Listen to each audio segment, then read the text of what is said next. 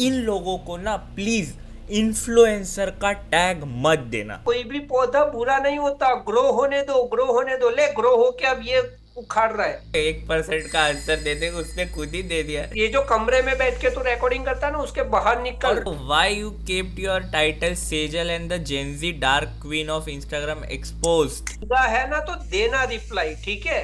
Open debate challenge है।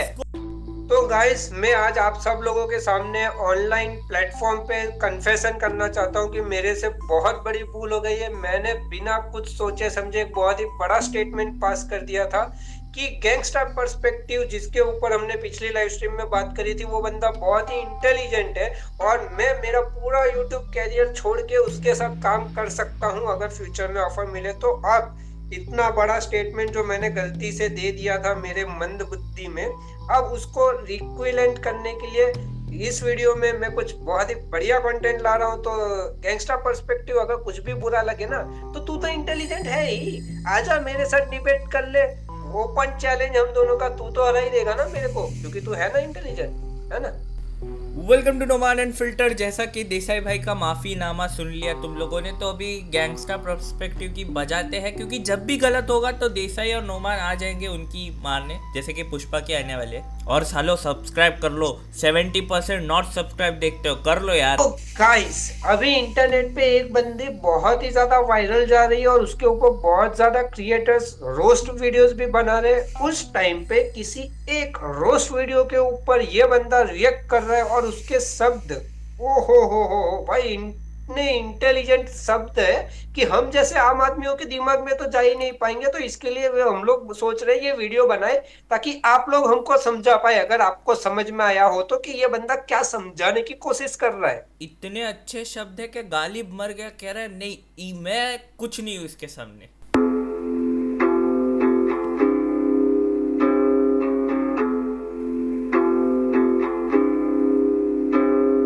Humour, joke और comedy, ये सब तो लोगों को एंटरटेन करने के लिए थी ना, लोगों को हंसाने के लिए थी, उनका दिल खुश करने के लिए थी। मगर पता ही नहीं चला कि कब ह्यूमर में सिंपल चीजें डालना फनी हो गया, कब लोग डार्क ह्यूमर के नाम पे लड़कियों को ऑब्जेक्टिफाई करने लगे, कब लोगों के हालातों पर भद्दे भद्दे कमेंट्स करना डार्क ह्यूमर हो गया। लोगों को ये बात समझ में नहीं आती है कि बिना किसी चीज को ओवर किए बिना भी आप कॉमेडी कर सकते हो, लेकिन पता नहीं कैसे पर ये जनरेशन के दिमाग में डार्क ह्यूमर इतने अंदर तक, डीप लेवल तक घुस चुका है कि अब कुछ नहीं किया जा सकता। आजकल की जनरेशन बिना कुछ सोचे समझे कुछ भी कर रही है। अगर कोई इस चीज को पॉइंट आउट कर दे तो उसे नॉर्मी कहने लगते हैं, हर चीज को ओवर करके दिखा दो तो लाइक्स आ जाते हैं और लोग बोलने लग जाते हैं कि ये तो बहुत ही ज्यादा डैंक है, इसका ह्यूमर तो बहुत डार्क है। लेकिन चीजें हद से ज्यादा तब खराब होने लग जाती हैं जब ऐसी हरकतें लड़कियां भी करने लगे। कंटेंट के नाम पे सिर्फ और सिर्फ पीरियड्स, प्राइवेट पार्ट से रिलेटेड जोक्स करने को आजकल कुछ क्रिएटर्स काफी डार्क ह्यूमर समझ ले रहे हैं। और ऐसी ही एक क्रिएटर है सेजल। अगर थोड़े से भी एक्टिव हो तो कहीं ना कहीं आपने इस सेजल नाम की लड़की के रील्स अपने इंस्टा फीड पे जरूर देखे होंगे।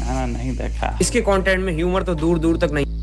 भाई देखा तो हमने भी नहीं है, इसका मतलब ये थोड़ी कि तूने आंखें बंद कर ली तो दुनिया है ही नहीं, एग्जिस्ट ही नहीं करती भाई। ये गाइस सेजल के ऊपर रिएक्ट कर रहे हैं, सब्सक्राइब कर लो, खाना नहीं जाने वाला 2-3 दिन नहीं होता।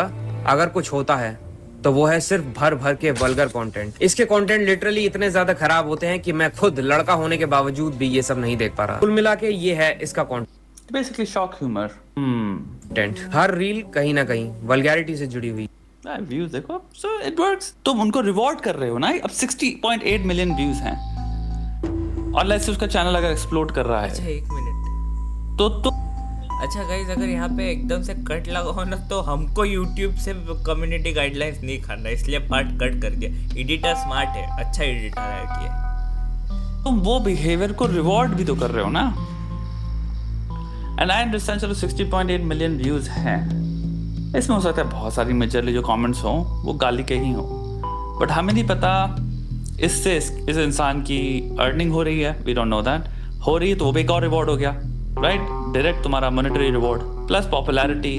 तीसरा अगेन पर्सनालिटी पे डिपेंड करता है। बहुत सारे लोग हैं, it has nothing to do with the generation by the way. तुम्हें बहुत सारे लोग ऐसे मिलेंगे और हमेशा हर जनरेशन में, हमारी जनरेशन में तुम बात कर लो, हमारे राखी सावंत और हमेशा से ही थे। बहुत सारे लोग हैं जिनका नाम आप तुम भूल चुके हो, जो कि जिनका राखी सावंत तेरे पे केस भाई, आई नो ही वो ना सबसे घटिया है, बट इतनी घटिया तो वो नहीं गिरी भाई। वही तो। और दूसरी बात कि राखी सावंत को भी कोई भी अच्छा नहीं बोलता है। हाँ आज के टाइम पे भी अगर घर पे बैठ के कोई बोल रहा है कि भाई राखी सावंत का वीडियो देखा है, पहले तो मम्मी के ऐसी उड़ती चप्पल आती है ना। अगर तू बोल पा रहा है तेरे घर में, तो वो तेरी मम्मी लोगों का प्रॉब्लम है भाई, उसमें हम कुछ नहीं कर सकते कि तेरी। और अर्निंग आ रही है इसका भाई, ऐसा पैसा किस काम का जहाँ इज्जत नहीं है। 2 रुपए इसका कमा पॉइंट क्या है? नहीं, इसका पॉइंट 2 रुपए भी अगर कमा रहे हो ना तो इज्जत से कमाओ। वो इज्जत गवा के 2 रुपए कमाए ना भाई, मुझे नहीं चाहिए वो वाला पैसा।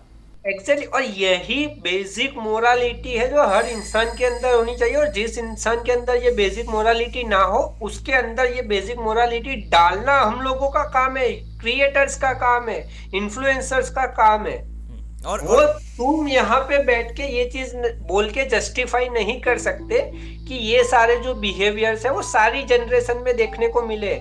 नहीं, वो जनरेशन में एक राखी सावंत थी, ये जनरेशन में देखो उर्फी जावेद, सेजल, उससे पहले वो दीपक कलाल, उससे पहले पुनीत सुपरस्टार, और भी कितने सारे है। कौन सोफिया। वो धारा भाई जोगिंदर, सोफिया अंसारी, हाँ मेरे को सरनेम कितने याद नहीं सारे आ रहा। कितने सारे हैं भाई। अभी बोलते बोलते ही 6 नाम आ गए। पहले के टाइम पे मेरे को नाम गिना, एक मिनट राखी सावंत के अलावा नाम गिना मेरे को नहीं मालूम भाई। और एक सेकंड, आज मैं ना हमारी रोस्टिंग आर्मी से बोलना चाहूंगा, इन लोगों को ना प्लीज इन्फ्लुएंसर का टैग मत देना। एग्जैक्टली इनको इनके नाम से बोलो, नाम के आगे पीछे जो लगाना है लगाओ तुम लोग, बट इनको इन्फ्लुएंसर बोलना मत। क्योंकि इन्फ्लुएंसर वो होता है जो नीचे भी अच्छे इन्फ्लुएंस करे और उसके साथ साथ वो टॉप पे बना रहे। भुवन और आशीष एग्जाम्पल है जो इन्फ्लुएंस करके हम जैसों को अलाए है। एग्जैक्टली जो भाई कंटेंट बनाने से पहले सोचते हैं, स्क्रिप्ट पे ध्यान देते हैं, किस तरह से वीडियो को रिप्रेजेंट करना है उसके ऊपर ध्यान देते हैं। और आने वाली अभी हमारे जो बच्चे होंगे हम उनको बताएंगे, देखो ये हमारे जमाने के शाहरुख सलमान है। लेकिन ये जब तुम पूछोगे तुम्हारे बच्चे, अरे ये क्या आपके टाइम पे कंटेंट, आप बोले हाँ था ऐसा कोई, लेकिन याद नहीं आ रहा, नाम बता। तुम खुद पूछोगे ये सवाल। एग्जैक्टली और दूसरी बात, अपने बड़े हो गए, अपने बच्चे हो गए 10-15 साल के, हम उनको हमारे पुराने वीडियोस, विराट कोहली ओपनिंग वाला सिनारियो हो गया, या फिर वो अब क्रिकेट इन्फो वाला जो सिनारियो हो गया, जितने भी शॉर्ट्स वीडियोस जो भी है, माही, एम्पायर, धोनी, वो वाले भी हम उनको दिखा सकते हैं। भाई देख ये चीज बनाई हमने, ये दिखा पाएगी नहीं। तो तुम ये चीज बोल के, ये बंदे का पॉइंट यहाँ पे ये है कि भाई तुम ये जनरेशन को टारगेट नहीं कर सकते कि भाई ये जनरेशन में ऐसा इन्फ्लुएंस है, ऐसा माइंडसेट है। ये माइंडसेट सारे जनरेशन से चलता रहा है। क्यों चलता रहा है? क्योंकि जब वो जनरेशन में वो माइंडसेट ग्रो हुआ, तुम्हारे जैसे कोई बुद्धिजीवी थे जिन्होंने बोला नहीं नहीं, कोई भी पौधा बुरा नहीं होता, ग्रो होने दो, ग्रो होने दो। ले ग्रो होके अब ये उखाड़ रहा है। और अभी ये 1 नहीं 6 है, 6 से हाँ। भाई अगर 6 के नीचे 6 जोड़े ना तो भी मैच बिठा लो, कितने और बन रहे हैं। 36 बन गए तुम्हारे। और उससे भी बड़ी बात, आज के टाइम पे ना लोगों को फेम चाहिए, नंबर चाहिए, डिजिट चाहिए। 12 मिलियन, 60 मिलियन, 80 मिलियन का नंबर चाहिए, उनको मैटर नहीं और यही में फंसेगी अपनी आने वाली जनरेशन। और तो वो जनरेशन को अगर बचाना है ना, तो अभी अपने को एक्शन लेना पड़ेगा। इनके जैसे बुद्धिजीवियों की बातें मत सुनो कि भाई ये इसमें क्या गलत है। सच में तेरे को अभी दिखाते आगे और गलत दिखाते, और वीडियो देखना तू हमारा। और अगर तेरे में बुरा है ना तो देना रिप्लाई, ठीक है। का पॉइंट है कि हम कुछ भी कर लेंगे, वी डोंट माइंड।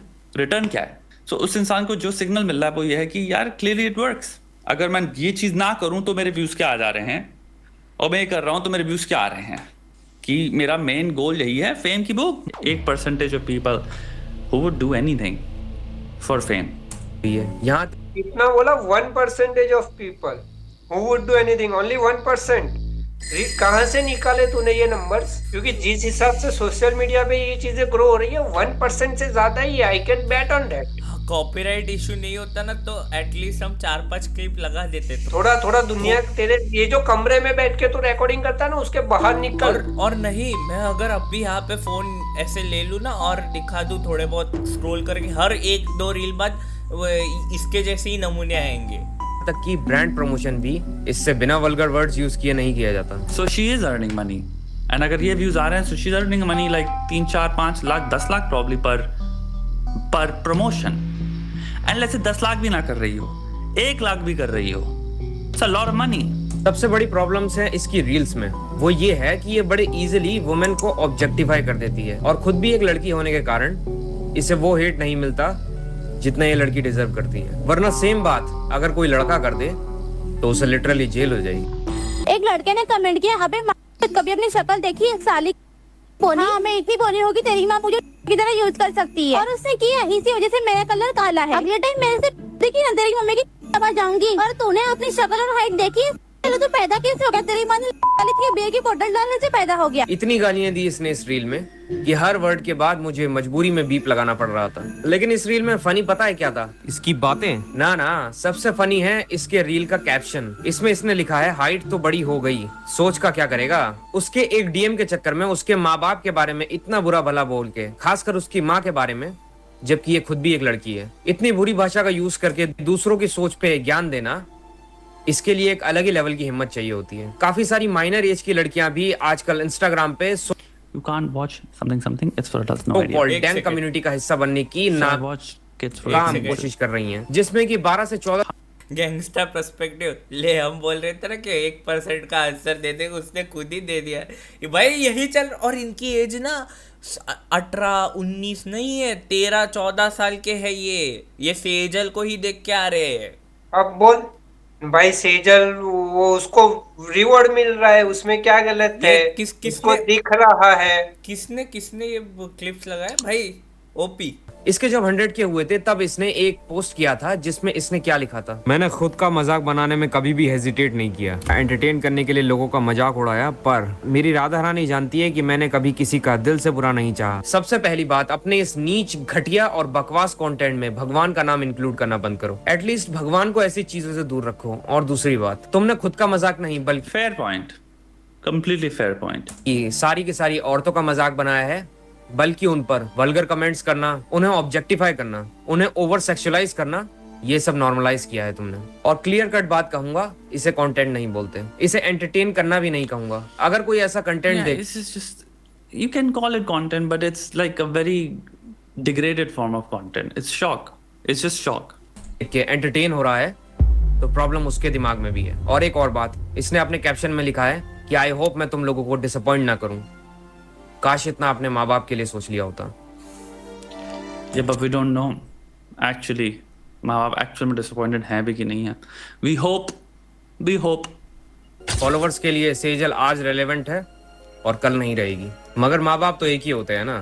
तो फॉलोवर्स की चिंता करने से पहले उनकी इज्जत की चिंता करो तो ज्यादा अच्छा रहेगा। क्या जमाना आ गया है यार, उन फॉलोवर्स की चिंता है जिन्हें आज तक फेस टू फेस मिली तक नहीं, मगर उन माँ बाप की इज्जत बिल्कुल भी नहीं है जिन्होंने पैदा किया, पाल के बड़ा किया। इवन उन माँ बाप पे भी इस टाइप की रील बनाई जा रही है जो कि बिल्कुल भी एक्सेप्टेबल नहीं है। मैं प्रेग्नेंट हूँ ये बोलकर आज मैं पापा मम्मी के साथ प्रैंक करूंगी। चलो देखते हैं क्या होता है। मम्मी पापा मैं प्रेग्नेंट हूँ। इसने तो अपने माँ बाप तक को भी नहीं छोड़ा, तो भूल ही जाओ। अब बात करते हैं ऐसे वीडियोस बनाने के पीछे की साइकोलॉजी की, कि आखिर क्यों इसने सारी हदें पार कर दी बेशर्मी की। दरअसल इसकी वीडियोस से ये पता चलता है कि ये एक लोअर मिडिल क्लास फैमिली से बिलोंग करती है, जो फाइनेंशियली इतने स्ट्रांग नहीं होंगे, जिस वजह से इसने सोशल मीडिया की हेल्प से पैसे कमाने का सोचा होगा। और जैसा कि आप मेरे कमीला और माइनर गर्ल्स वाले वीडियो में अच्छे से देख चुके हैं कि लड़कियां जब फेम और पैसे के पीछे भागती हैं तो किसी भी हद तक जा सकती हैं, चाहे उसकी इंसान सब करते हैं। ये इंसान की बात होगी ना, ये पर्सनालिटी टाइप हो गया, पर्सनालिटी ट्रेट्स के अंदर आ जाता है। नार्सिसिज्म प्रेडोमिनेंटली, ये जो तुम बात कर रहे हो, जो अगर साइकोलॉजी की बात करो, ये नार्सिसिस्ट ट्रेट हो गया। सेकंड, तुम यहाँ पे मैनिपुलेटिवनेस, इसको ये भी नार्सिसिज्म के अंदर आता है कि तुम्हें कोई फर्क नहीं पड़ रहा। लड़कियां अगर पैसे और फेम के पीछे भागती हैं तो किसी भी हद तक जा सकती हैं। I understand, applies to guys as well. बहुत सारे लड़के हैं जो पैसे और फेम के चक्कर में जा रहे हैं, तो वो भयंकर लेवल पे स्कैम्स कर रहे हैं, कंपनीज खोल रहे हैं, प्रेडेट कर रहे हैं, एक्सप्लॉइट कर रहे हैं, ट्रैफिक कर रहे हैं। चाहे उसके एक सेकंड रुको भाइयों, मेरे को अभी जस्ट पता चला मैं इंसान नहीं हूँ, मैं जानवर हूँ, क्योंकि मैं तो ये सब नहीं कर रहा यार।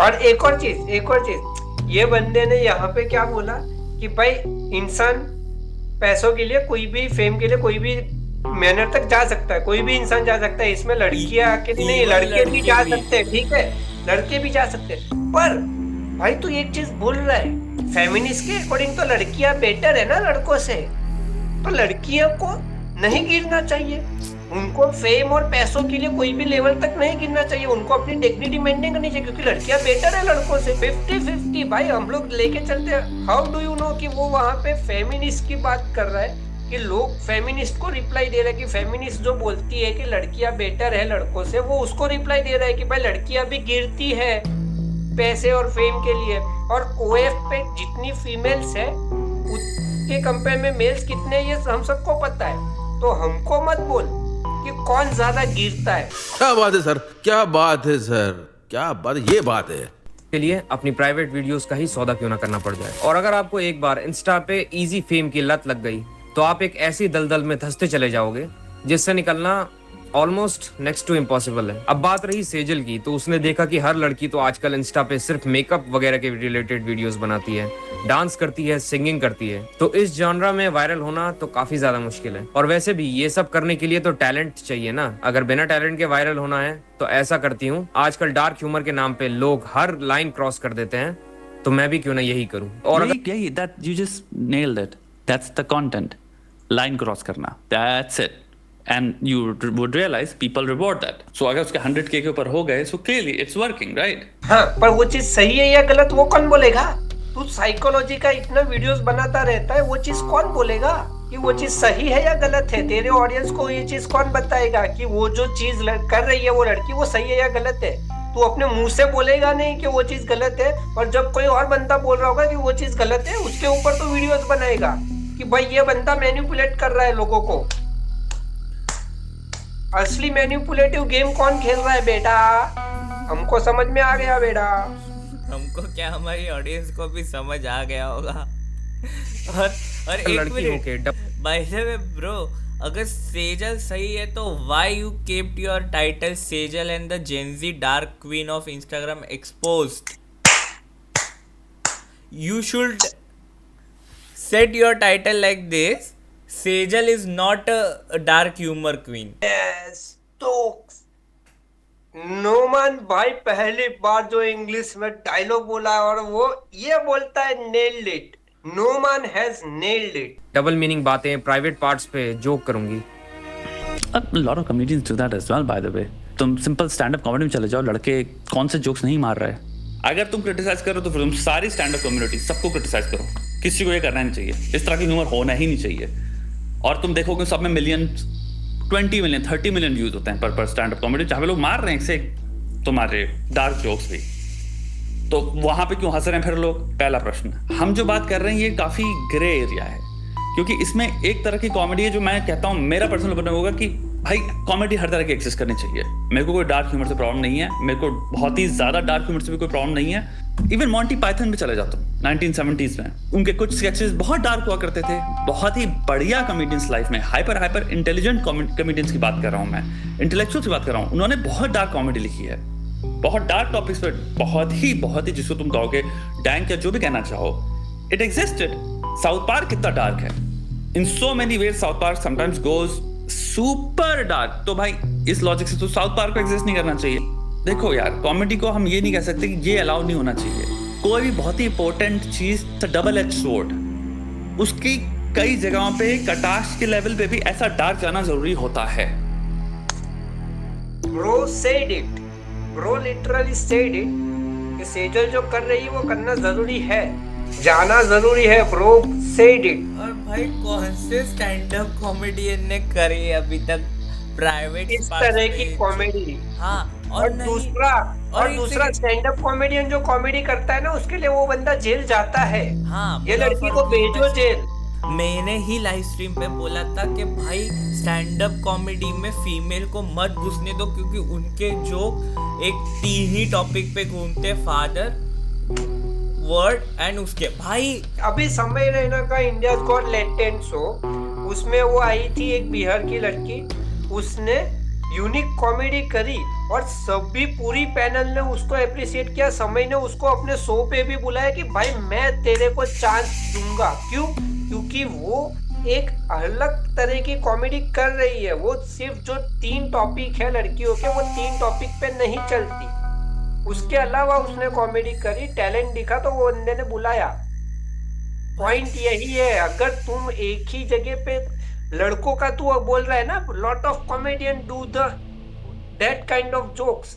भाई कितने सारे मेल कॉमेडियंस है, उसमें से तू अगर 10 लेके आएगा, अगर 1000 मेल कॉमेडियन में से 100 कॉमेडियन जो है वो ऐसे डार्क ह्यूमर मार रहे हैं, परसेंटेज देख, और 100 फीमेल कॉमेडियन है, उसमें से 90 फीमेल कॉमेडियन ये 3 ही टॉपिक पे जोक मार रही है, परसेंटेज देख। 100 मेल कॉमेडियन डार्क ह्यूमर मार रहे हैं और इधर 90 फीमेल कॉमेडियन वो 3 टॉपिक कवर कर रही है। 90 और 100 मत देख, परसेंटेज देख। जैसे में मेरा आपसे क्वेश्चन है, कॉमेडी लिखते वक्त सच में जरूरत होती है किसी के ऊपर ही अब्यूज करना या फिर डार्क होना, या कॉमेडी एक फैमिली फ्रेंडली वे में लिखी जा सकती है? भाई हेरा फेरी बॉलीवुड में कितनी सारी, क्लासिक। भाई आज भी चला दो सब लोग। और वही तूने जो बोला, हेरा फेरी आज भी टीवी पे चलेगी, कोई चैनल चेंज नहीं करेगा, भले ही पीछे मम्मी पापा बैठे हो ना बैठे हो।